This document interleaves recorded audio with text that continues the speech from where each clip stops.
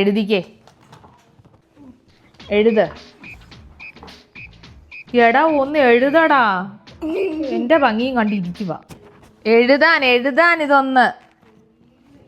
Show എന്തോ ഒരു കഷ്ടമാണ്. ഇതൊന്ന് എഴുതുവച്ചേ, എഴുതങ്ങോട്ട് അയ്യോ ഇതെന്നതാ എഴുതി വെക്കുന്നേ? ഇങ്ങനെയാണോ എഴുതാൻ പഠിപ്പിച്ചേ? ഇതെന്നെ കാണിച്ചു വെച്ചേക്കുന്നേ? അയ്യോ ഇതെന്നതാ എഴുതി വെക്കുന്നേ? ഞാനാണോ എഴുതണ്ടേ? ഇനി സ്കൂളിൽ പോയി പഠിക്കണ്ട ഞാനാണോ? അന്ന് എഴുത്. അല്ല വെരി ഗുഡ് കിട്ടിയിട്ടുണ്ടല്ലോ. ഇനി ഇവിടെ എഴുതാൻ ഇങ്ങനെയാണ് എഴുതി വെക്കാൻ പറഞ്ഞേക്കുന്നത്. ഷോ ഇതെന്തോ ഒരു കഷ്ടമായത്. ഇങ്ങനെയാണോ പഠിക്കാതിരിക്കുന്നത് പിള്ളേര്?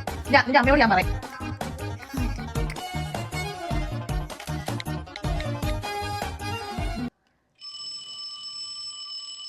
അമ്മച്ചിയുടെ ഫോൺ അടിക്കുന്നു. അമ്മ ഇപ്പൊ വരാം കേട്ടോ. എഴുതിക്കോ, കുത്തി വരയ്ക്കരുത്. ഇങ്ങനെ എടുത്ത് ഇങ്ങനെ. കറക്റ്റ് അത് തന്നെ.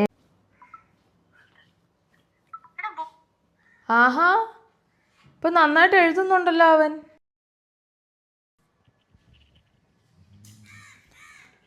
ആഹാ ഞാൻ ഓർത്ത് എന്താ കൊച്ചിൻ്റെ ഒച്ചയൊന്നും കേൾക്കാത്തതെന്ന്. ഓൻ നന്നായിട്ട് എഴുതുന്നുണ്ടല്ലോ ഇപ്പോൾ. ഇവൻ നന്നായിട്ട് എഴുതുന്നുണ്ടെങ്കിൽ അങ്ങ് പഠിപ്പിച്ചോ. ഞാനൊരു ട്യൂഷൻ ഫീസ് പോലെ എന്തെങ്കിലുമൊക്കെ തരാം.